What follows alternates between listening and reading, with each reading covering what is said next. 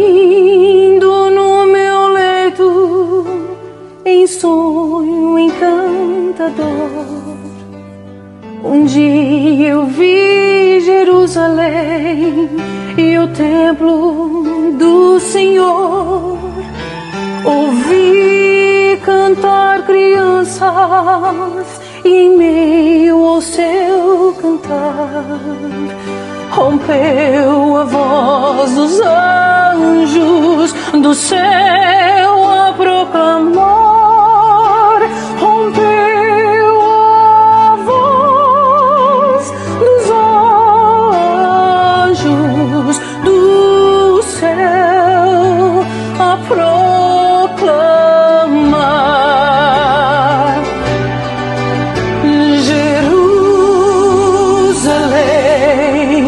Jerusalém,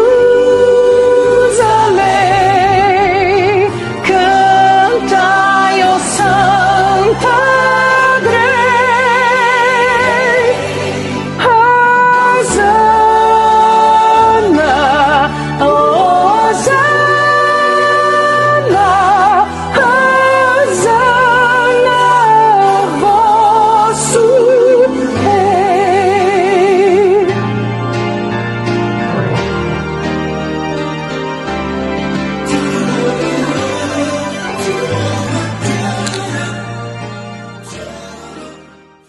Olá, meus irmãos, minhas irmãs, é uma alegria revê-los através do estudo da Palavra de Deus. Hoje estamos encerrando o quarto trimestre do ano de 2024, fechando temas do Evangelho de João. Eu gostaria, antes de iniciar essas considerações, de convidá-los para uma palavra de oração.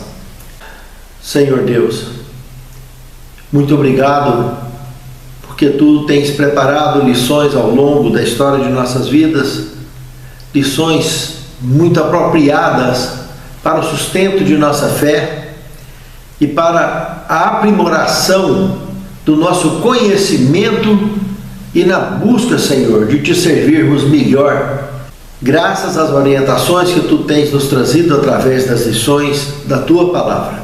Senhor Deus, Te pedimos que continue nos orientando e nos guiando nos próximos trimestres também, com lições semelhantemente trazendo para todos nós, Senhor, o devido equilíbrio, a devida sabedoria, para que como indivíduo e como igreja possamos Te servir em espírito e em verdade, assim Te adorando e Te mostrando a outras pessoas, para que muitos outros possam Te conhecer de fato a Ti, assim como Tu és, para que juntos naquele grande dia possamos, Senhor, estarmos com todos esses que levamos a palavra, orientados por Ti, possamos ser contados dentre os salvos.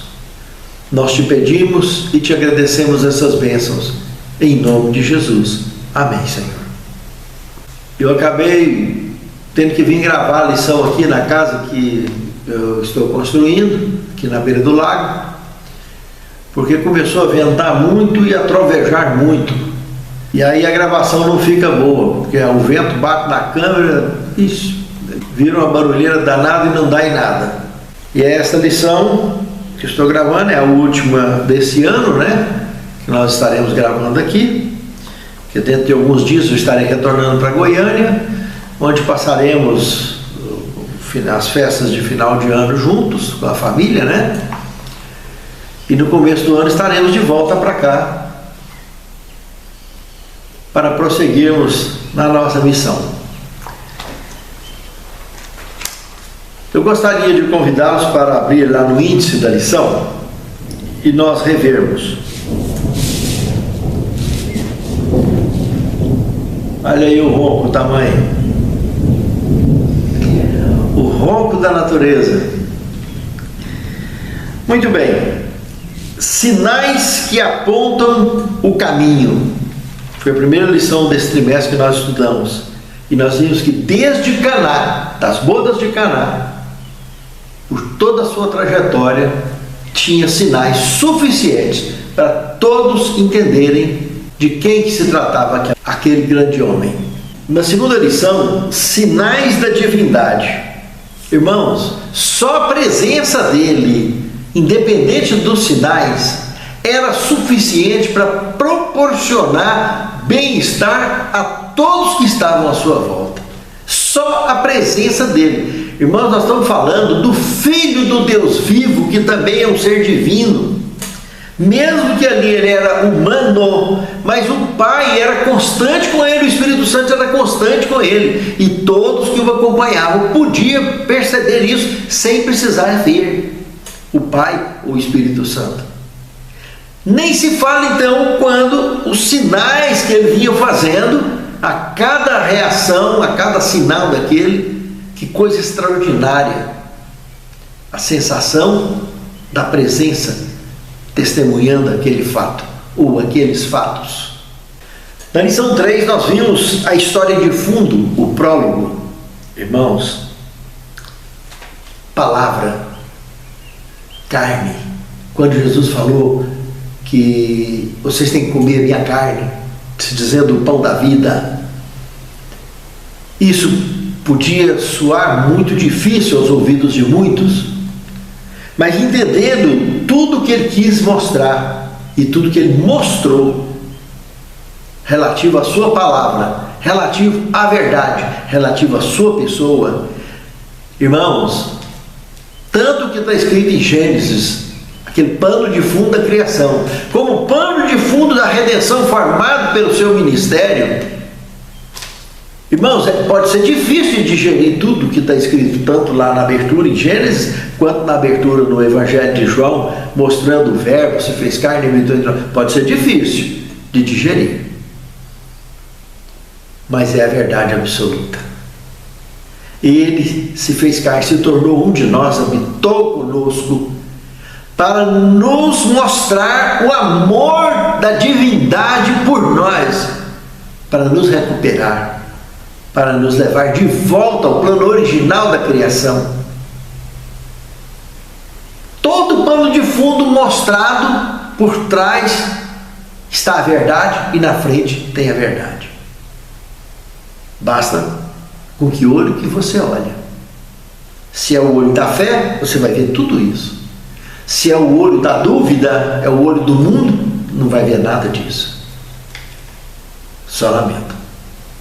No quarto tema, nós estudamos testemunhas de Jesus como Messias.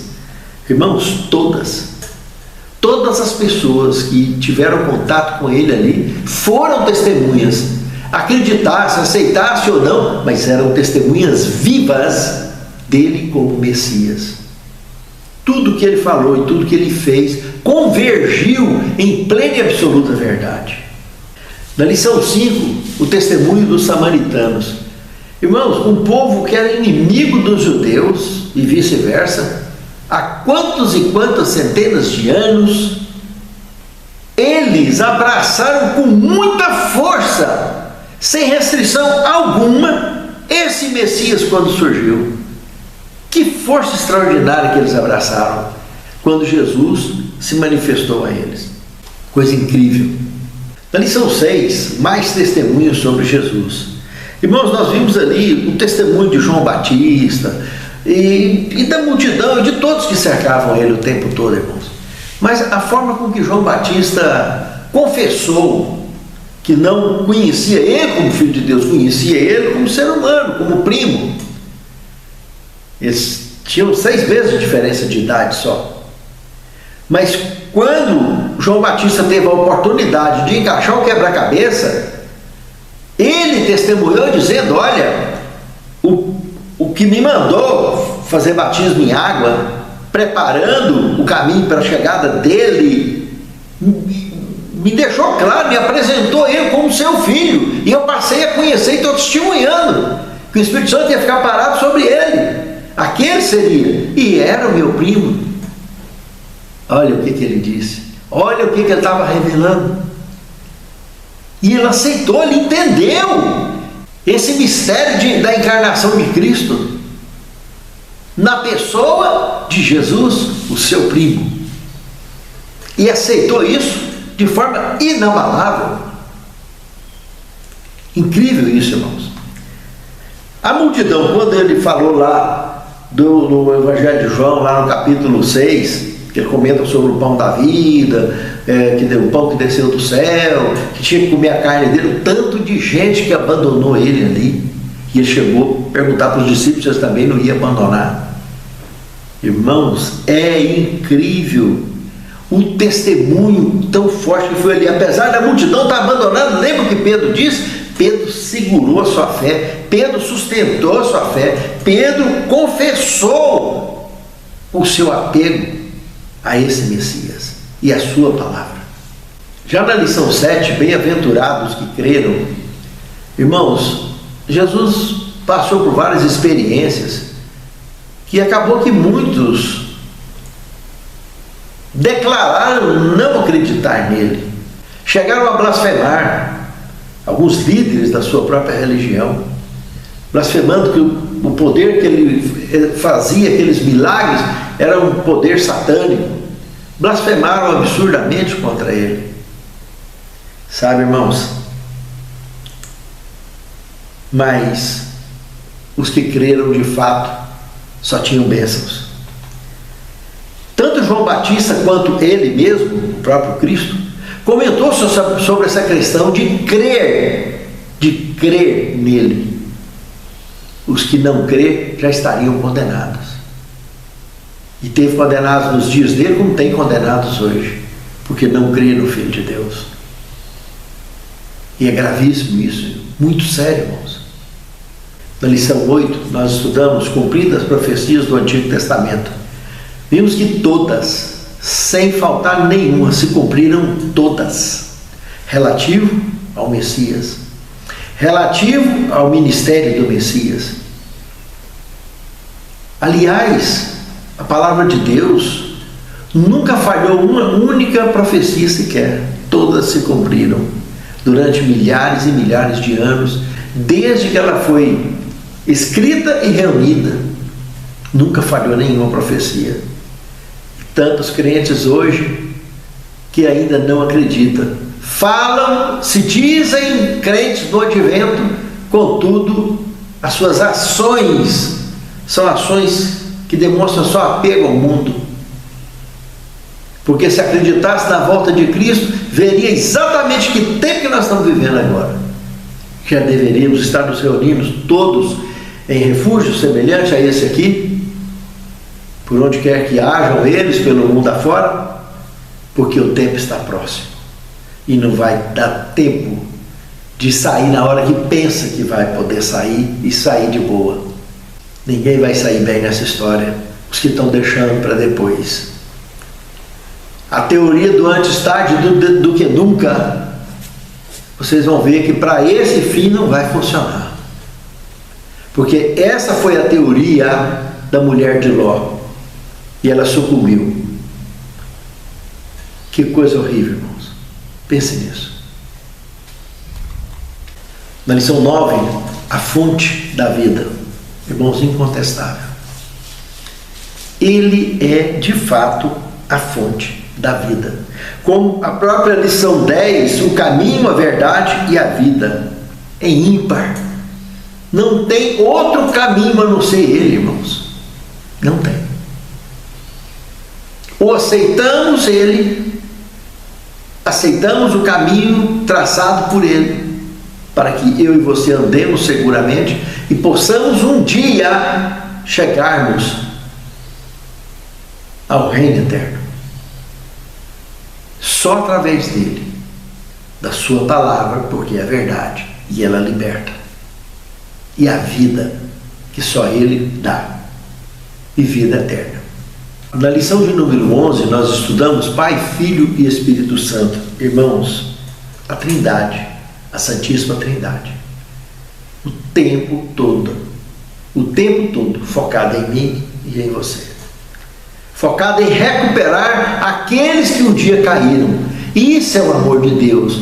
Esse é o trabalho que eles têm feito, além de ter dado o único da espécie, para pagar o preço que eu e você jamais teríamos condições de pagar. Além de ter feito isso, eles não desistiram de nós.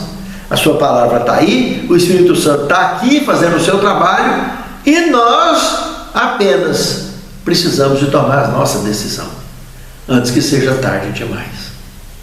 Não deixar para amanhã o que pode ser feito hoje. Me refiro a questões relacionadas com a fé, com a palavra de Deus, com o cumprimento das profecias. Fiquem atentos. Não leve as coisas do reino de Deus como leva as coisas mundanas por aí, do nosso trabalho, do nosso cotidiano. Quem procurar em primeiro lugar o reino de Deus, o resto será acrescentado. Do contrário, misericórdia. E na lição 12, nós estudamos a hora da glória, a cruz e a ressurreição.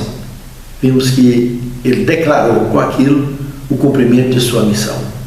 E com a sua ressurreição, declarou de forma absoluta e inequívoca de que nós estamos com a nossa salvação garantida. Garantida, garantida, irmãos. Glória a Deus. Glória a Deus. Na lição 13, nós temos epílogo, conhecendo Jesus e sua palavra. Vocês examinam as Escrituras porque julgam ter nelas a vida eterna e são elas mesmas que testificam de mim. Evangelho de João, capítulo 5, verso 39. E o verso 40, ele dá sequência dizendo: mas não querem vir a mim para terdes vida.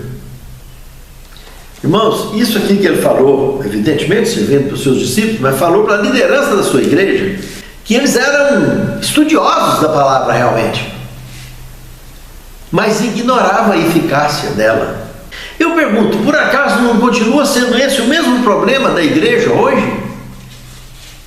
Estuda a palavra de Deus, mas na hora que precisa de praticar, a visão que eles têm, a visão que a maioria tem,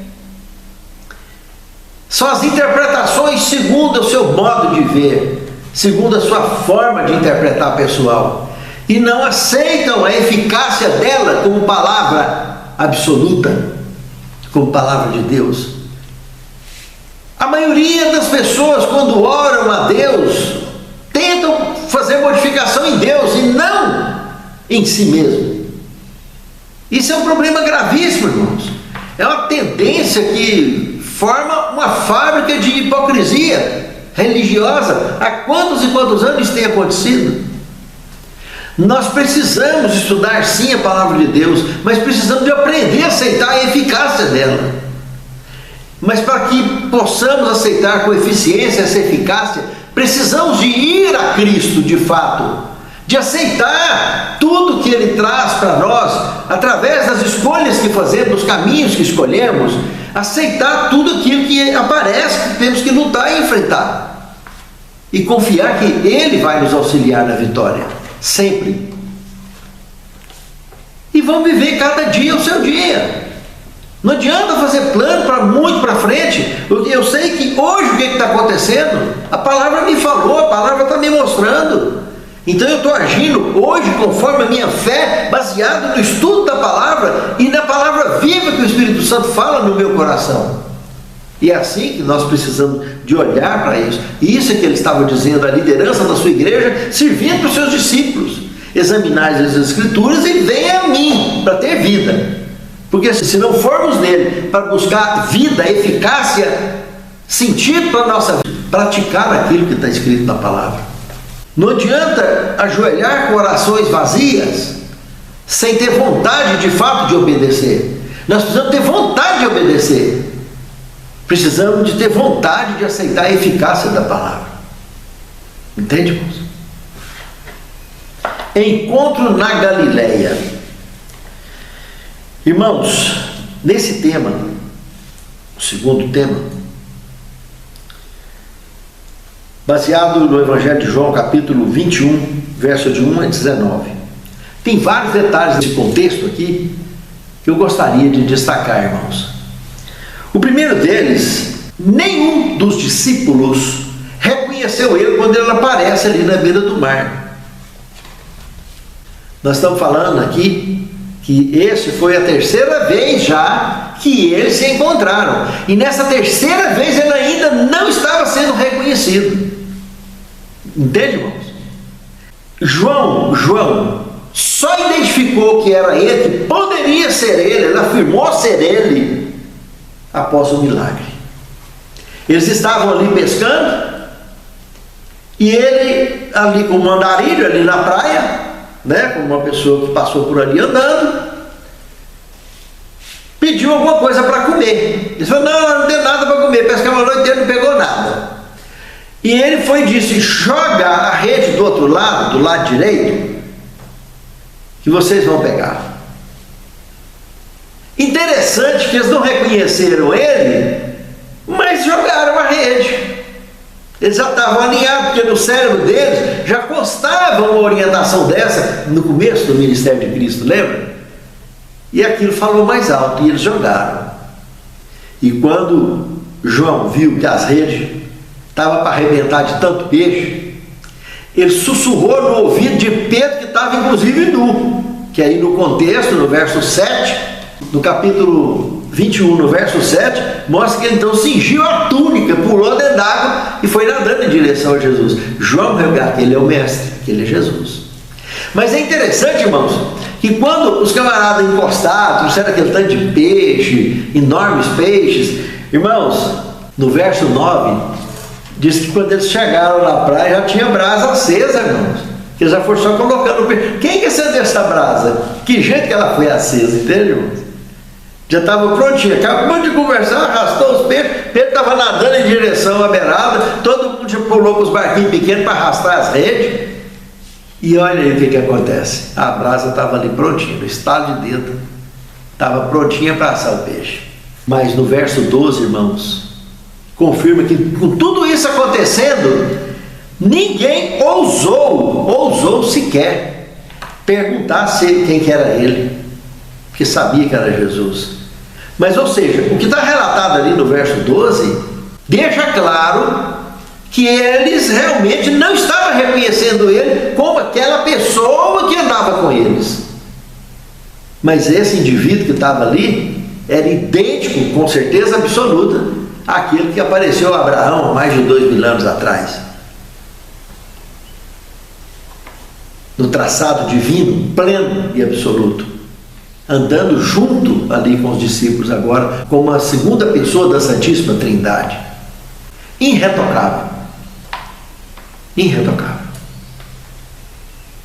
Ser divino absoluto. Por amor à humanidade, ali aqui conosco de novo, ainda passaria aqui 40 dias, habilitando, reabilitando os seus discípulos, os seus seguidores, para cumprirem com a missão que um dia chegaria a mim e a você, e nós estaríamos nos preparando da mesma forma, nos habilitando da mesma forma para esse desfecho do grande conflito entre o bem e o mal. Olha o que diz aqui no verso 12, do capítulo 21. Disse-lhes Jesus: vinde, comei. Nenhum dos discípulos ousava perguntar-lhe: quem és tu? Sabendo que era o Senhor. Um ser divino, completamente divino ali. Os traços, as sombras de mortal que viveu nele durante 33 anos e meio, desapareceu tudo com a ressurreição. Entende, irmãos, o que é que aconteceu? Quando o Verbo se fez carne, as sombras da morte, as sombras da condição mortal, tomaram conta da sua vida, do seu corpo, dos seus traços físicos. Mas o seu apego com o Pai, com o Espírito Santo, o fortaleceram e garantiu o êxito de sua missão como um Deus homem entre nós. E ele, ao vencer, ao completar de forma perfeita a sua missão, ele ressuscita, desaparecendo todos os traços de mortal, voltando a ser aquele ser antigo. Só aumentou um detalhe: as cicatrizes do Calvário, como marca do amor de Deus por todos aqueles que um dia hão de abraçar com Ele nas nuvens dos céus. E que eu e você estejamos contados entre eles, com a nossa fé sendo vivida hoje nessa certeza para todo sempre. Pense nisso, amado irmão. Pense nisso, amada irmã. Um outro ponto, irmãos, que nesse encontro da Galileia nós precisamos observar, é que foi nesse encontro aqui que Pedro foi reabilitado. Aonde Jesus questionou o amor dele. Jesus perguntou 3 vezes e pediu que ele apacentasse as ovelhas. Dali para frente, Pedro estava habilitado. E entrando então no terceiro tema, mantendo os olhos em Jesus. Aqui, no capítulo 21, do verso 20 ao 22, é que Jesus chama então a Pedro ali e leva ele para o ladinho, mas percebe que João vinha vindo logo atrás. E Pedro recebe a revelação de Jesus de como ele iria morrer. E ele pergunta sobre João. E João, como é que vai ser? Olha, não preocupa com João, não.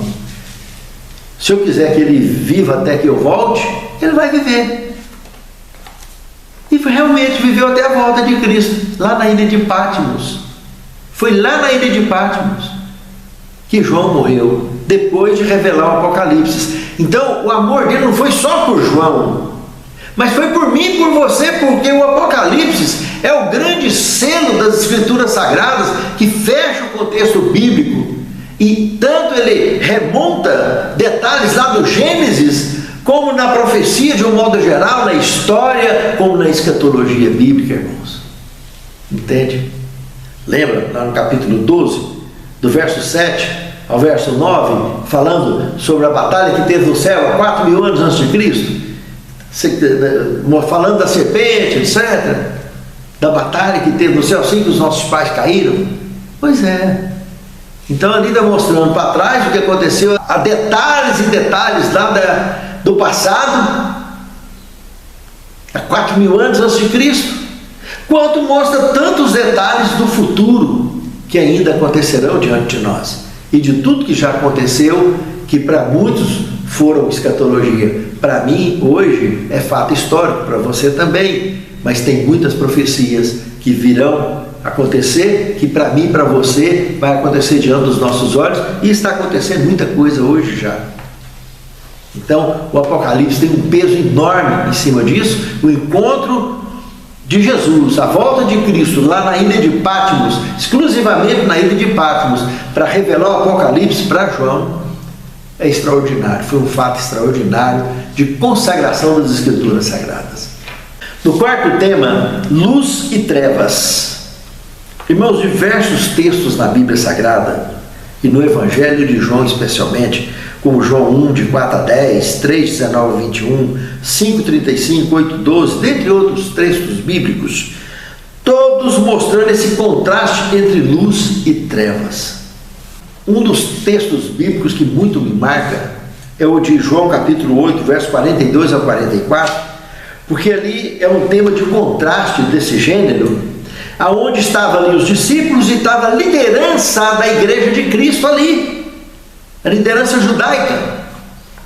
E no capítulo 8, inclusive, do Evangelho de João, se desenrola coisas incríveis ali de assuntos que ele falou, polêmicos, altamente polêmicos, como ele conhecer Abraão, etc. Eles quiseram apedrejar, matar ele, mas Jesus revela coisas muito interessantes aqui dentro desses 3 versículos aqui. Irmãos, olha o que ele fala para a liderança da igreja dele, verso 42 em diante. Respondeu-lhes Jesus: se Deus fosse vosso Pai, vós me amaríeis, porque eu saí e vim de Deus, pois não vim de mim mesmo, mas Ele me enviou. No verso 43, por que não compreendeis a minha linguagem? É porque não podeis ouvir a minha palavra. Vocês não suportam, vocês não aguentam. Vós tendes por pai o diabo. Olha o tanto que é grave isso que ele falou aqui. E quereis satisfazer os desejos do vosso pai. Ele é homicida desde o princípio. Olha que revelação incrível, irmãos. Homicídio, princípio. Lembra lá do Gênesis? No princípio formou o Senhor Deus. Nem esse mundo estava criado, o diabo já era homicida. E nunca se firmou na verdade.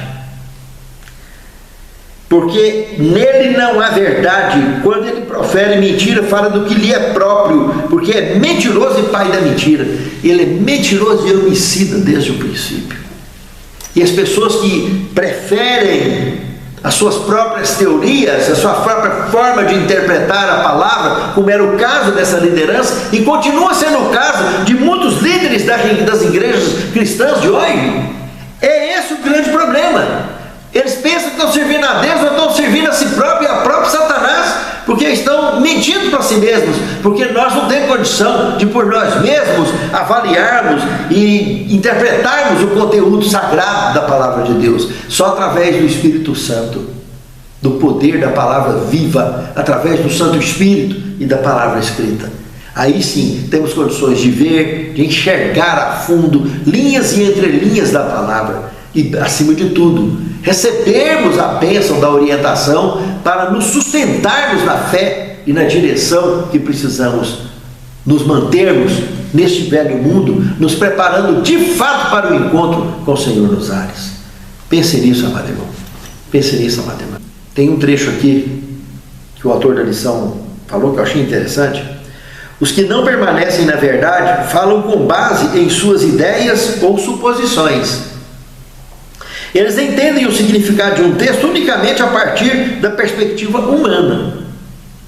Entretanto, nós devemos aceitar que Cristo é a luz do mundo e segui-lo no estudo e na interpretação da palavra. O diabo, porém, fala do que lhe é próprio, como ele disse aqui em João 8,44.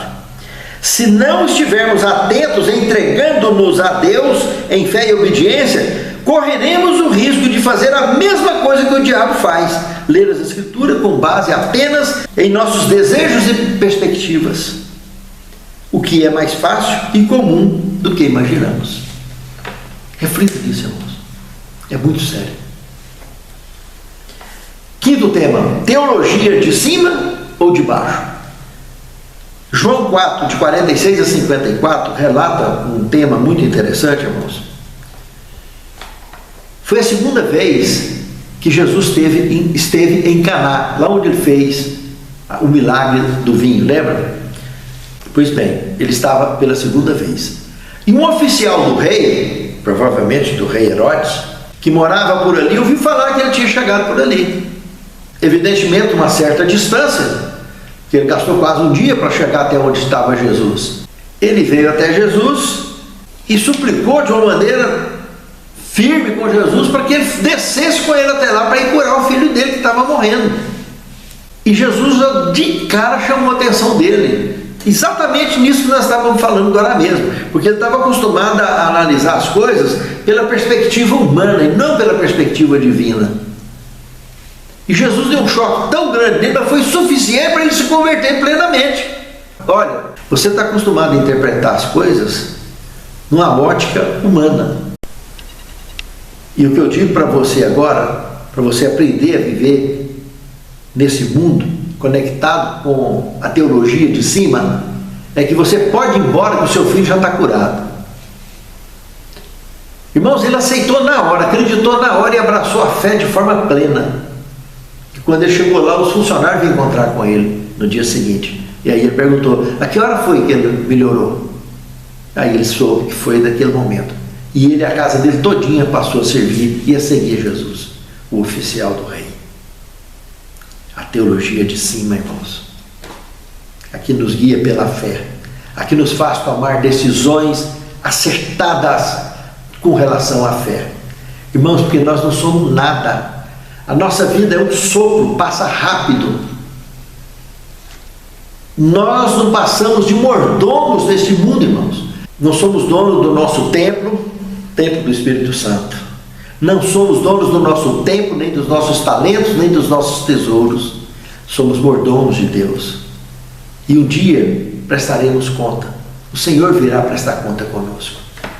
Então nós precisamos de colocar em prioridade as coisas do reino de Deus, justamente para amanhã não sermos encontrados como servos infiéis ou como servos falhos, que deixaram as coisas do reino de Deus em segundo ou em terceiro plano ou em último plano.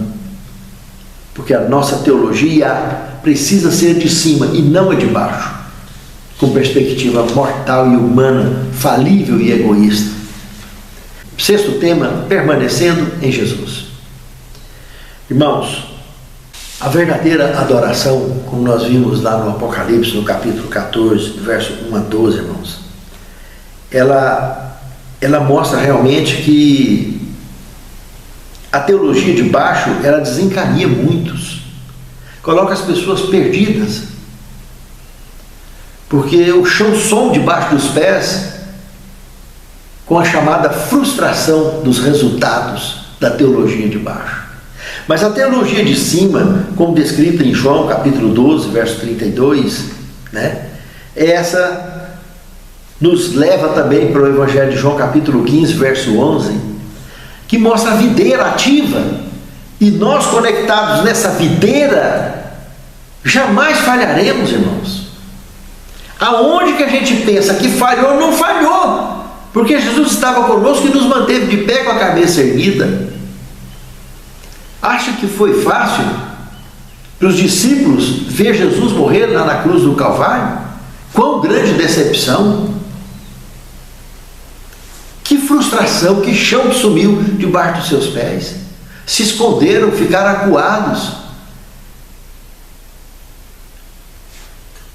E quantas vezes que nós já sofremos frustrações em nossas vidas também, irmãos, pensando que estávamos no caminho certo e não estávamos. Paulo tinha certeza absoluta que tudo que ele estava fazendo estava certo, mas teve que cair do cavalo, irmãos, e ficar cego um bocado de dia, para entender que a vontade de Deus não é feita através de tradição humana, mas a vontade de Deus é revelada na sua palavra, seja escrita, seja viva, que precisamos obedecer de forma inabalável, antes que seja tarde demais. Estarmos conectados na videira é fundamental. O sétimo tema, Emanuel, Deus conosco. Irmãos, observe o que está escrito em Desejar Todas as Nações, página 105. Os anjos de Deus estão sempre indo da terra para ao céu e do céu à terra.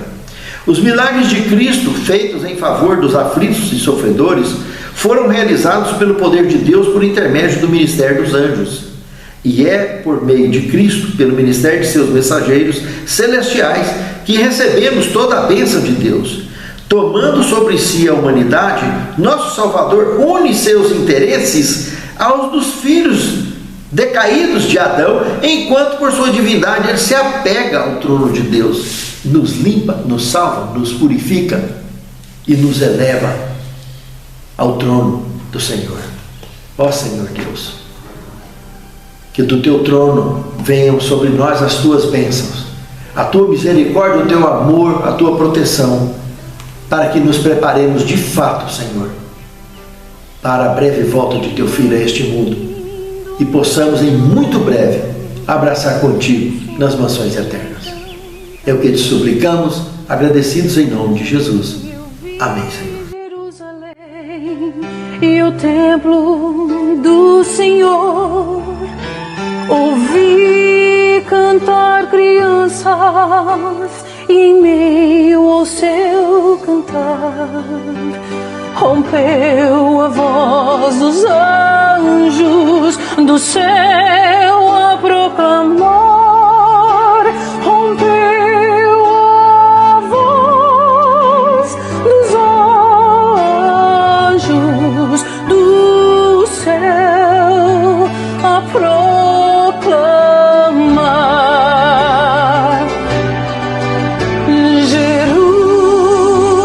Jerusalém, Jerusalém, cantai, ó santos.